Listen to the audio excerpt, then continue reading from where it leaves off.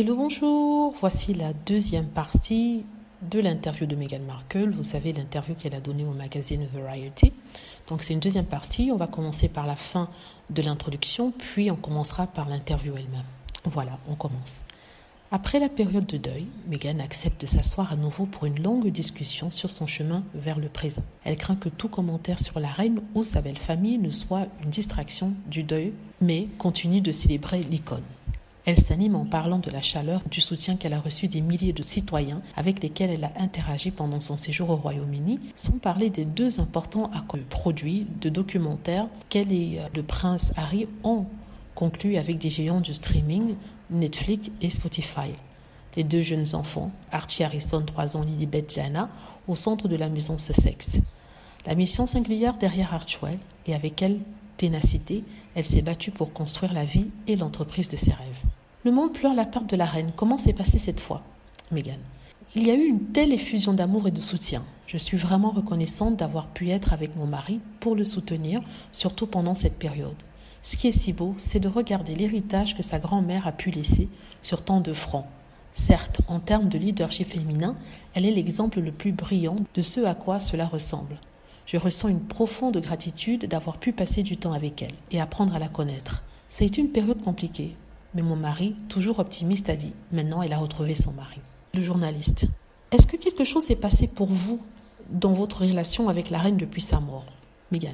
J'ai réfléchi à ce premier engagement officiel que j'ai eu avec elle et j'ai trouvé à quel point c'était spécial. Je me sens chanceuse et je continue d'être fière d'avoir eu une relation chaleureuse avec la matriarche de la famille. Le journaliste. Comment avez-vous vécu cette perte en famille, Meghan? Dans les grands moments de vie, vous avez beaucoup de recul. Cela vous amène à vous demander sur quoi vous voulez concentrer votre énergie. En ce moment, nous nous sentons énergisés, enthousiasmés par toutes les choses vers lesquelles nous travaillons. Nous nous concentrons également sur notre fondation, une grande partie du travail que nous avons inclus dans l'espace philanthropique. Le journaliste. Vous avez fait 2 interviews majeures depuis votre retour en Amérique. L'une avec Oprah Winfrey et l'autre avec le New York Magazine que certains ont trouvé sarcastique. Qu'est-ce que ça fait de s'ouvrir sur votre vie maintenant, Meghan? L'histoire avec le New York Magazine était destinée à soutenir le podcast Archetype et à se concentrer sur nos projets. J'ai eu un peu de temps pour y réfléchir. Une partie de moi est juste vraiment confiante et vraiment ouverte. C'est comme ça que je me déplace dans le monde. Je dois me rappeler que je ne veux jamais devenir si blasée que cette partie de moi s'en va. Donc malgré l'une de ces choses, en avant, je peux y survivre. Une partie de ce que je fais avec Archetype consiste à examiner les nuances autour des femmes qui participent à la série. Je ne suis pas journaliste, mais je veux une conversation franche et réelle avec eux. Je parle à des femmes très texturées, colorées, multicouches et dynamiques, avec une forte histoire. Et cela vient avec beaucoup de choses que vous pouvez choisir d'inclure ou non. J'ai choisi d'inclure quelque chose qui me semble juste pour eux et aussi édifiant. Et quelque chose dont nous pouvons tous apprendre. Le journaliste. À quoi ressemblent les jours après la diffusion de l'interview d'Oprah à la télévision devant un public de 18 millions de personnes, Meghan? Même avant l'entretien, je n'étais pas sortie parce que j'étais tellement enceinte.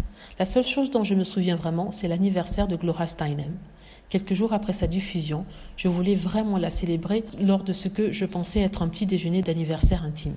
J'imaginais que c'était nous qui mangions des sandwichs dans ce cottage où elle séjournait. Au lieu de cela, c'est une extravagance, soit dit en passant comme elle le mérite. Mais je n'avais pas vraiment vu des gens depuis longtemps et l'interview était sortie peut-être une semaine auparavant. Entrer seule dans une pièce n'est jamais facile pour moi et je me souviens de m'être sentie un peu mal à l'aise. Mais avant que je puisse laisser mon incertitude s'attarder, Pamela Adlon s'est approchée de moi et m'a accueillie avec tant de chaleur et de gentillesse.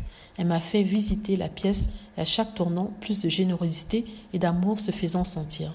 C'est peut-être juste un témoignage du genre de compagnie que Gloria garde, mais je pense aussi que ces femmes étaient extraordinaires pour s'assurer que je me sentais si bien accueillie. C'est comme s'ils savaient exactement ce que j'avais besoin de ressentir à ce moment-là. Cela signifiait et signifie toujours tellement pour moi. Le pouvoir de la fraternité et du soutien féminin ne peut jamais être sous-estimé. Le journaliste. Que peut-on attendre des docu-séries de Lise Garbus sur vous et votre marque, Meghan? C'est bien de pouvoir confier notre histoire à quelqu'un. Un réalisateur chevronné dont j'admire le travail depuis longtemps, même si cela signifie que ce n'est peut-être pas la façon dont nous aurions aimé raconter. Mais ce n'est pas pour ça qu'on le dit. Nous confions notre histoire à quelqu'un d'autre. ce qui signifie qu'elle passera par son objectif. C'est intéressant. Mon mari n'a jamais travaillé dans ce secteur auparavant. Pour moi, après avoir travaillé sur Soot, c'est tellement incroyable d'être entouré d'autant d'énergie créative et de voir comment les gens travaillent ensemble et partagent leur propre point de vue. C'était vraiment amusant. Donc voilà, c'était la deuxième partie de l'interview de Meghan Markle, une partie où elle parle de la reine. Comme on l'a toujours dit, mais Meghan Markle n'a jamais été négative quant à la reine, elle a toujours été très positive, elle a toujours dit de belles choses sur la reine, donc je ne comprends pas pourquoi les gens essaient de dire qu'elle est contre la reine. Vous voyez ici que c'est faux. Aussi, elle parle de ses projets, elle parle d'Archewell, elle parle de l'interview qu'elle a donnée au Cut Magazine, l'interview il y a quelques mois. Elle dit en fait qu'elle pensait parler de ses projets professionnels, mais elle se sentait tellement bien, elle voulait tellement de la transparence qu'elle a commencé à parler de sa vie, à parler de ses projets, de comment elle se sentait. Elle dit qu'elle n'aurait pas dû s'ouvrir autant, que c'est une bonne leçon pour plus tard. Mais c'est vrai qu'elle a beaucoup parlé et il y a eu des petites choses qui ont été dites par-ci et par-là qui ont été utilisées par la presse. De toute façon, qu'elle dise quelque chose ou pas, la presse va toujours utiliser quelque chose contre elle. Elle parle aussi de comment elle est accueillie par un cercle d'amis féminins. Gloria Steinem, qui est une très grande figure du féminisme américain, qui a été à ses côtés dès le moment où elle a interviewé. Elle a présenté à d'autres personnes qui aussi l'ont entourée et qui l'ont bien accueillie. Elle dit que c'est grâce à elle qu'elle a pu tenir le coup après l'interview avec Oprah Winfrey. Elle a aussi parlé de son projet d'avenir, c'est-à-dire Archetype, qui est son petit bébé et qui l'épanouit, qui l'enthousiasme parce qu'elle a la possibilité de rencontrer d'autres femmes comme elle qui ont des histoires à raconter et aussi qui ont des choses à dire. Ce sont des personnes compliquées, mais elle souhaite montrer que celles-ci ont une certaine humanité. En fait, c'est comme ça que je comprends ce passage autour des femmes multicolores, très texturées et tout ça. Et finalement, elle nous parle du documentaire qui va être fait sur sa vie et ça sera réalisé par Liz Garbus, le documentaire qui sera diffusé sur Netflix. Elle explique en fait qu'elle a confié son histoire à une réalisatrice dont elle aimait le travail et qu'elle lui a dit de faire quelque chose avec cette histoire-là. Et que même si ce n'est pas comme ça qu'elle aurait fini le produit, elle fait confiance à la réalisatrice et que c'est toujours très étonnant et très excitant de voir le travail de quelqu'un d'autre sous son objectif.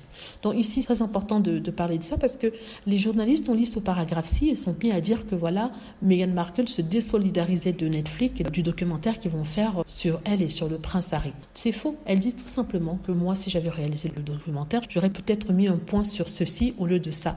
Mais qu'elle fait confiance au réalisateur, elle aime bien son approche et aussi sa façon de voir les choses. C'est toujours assez intéressant de voir comment les gens travaillent et quel est leur propre point de vue sur une histoire que vous avez racontée ou sur laquelle vous avez travaillé. Donc voilà, c'est la première partie de cette interview et je crois qu'il y aura 2 autres qui suivront. Je fais pas à pas pour ne pas faire de longues vidéos comme je l'ai dit auparavant et pouvoir vous laisser la possibilité de relire et de réfléchir dessus.